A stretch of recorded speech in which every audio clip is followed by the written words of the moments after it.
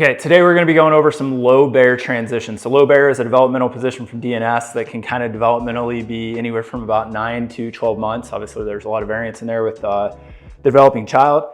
So low bear, we have videos on low bear. You can go check out the links to that.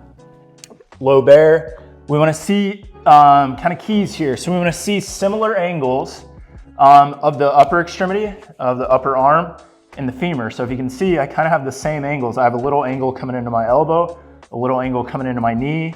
I'm gonna have toes tucked underneath because we're gonna come to that low bear position. So going from this kind of pseudo start position for bear, I would just lift up. Now the first transition is going to be, if we can keep the spine in the starting position. So let's not use neutral spine because that tends to prickle some hairs. If I can keep the spine in the same position, maybe I'm incorporating some intra-abdominal pressure. Check out our video on that.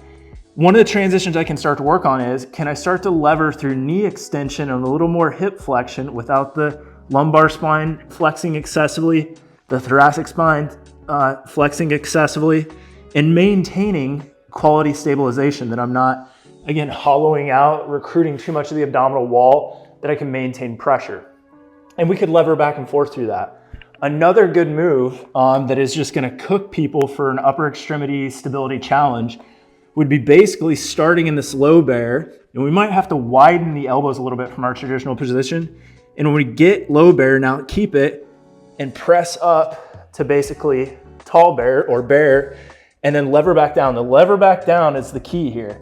So that is a perfect move for going from basically removing a little bit of the upper extremity need and a stability demand, right? That we're down on the elbows, adding it in and kind of being able to titrate up and down depending on need or challenge. So again, those are some low bear transitions that you can play around with.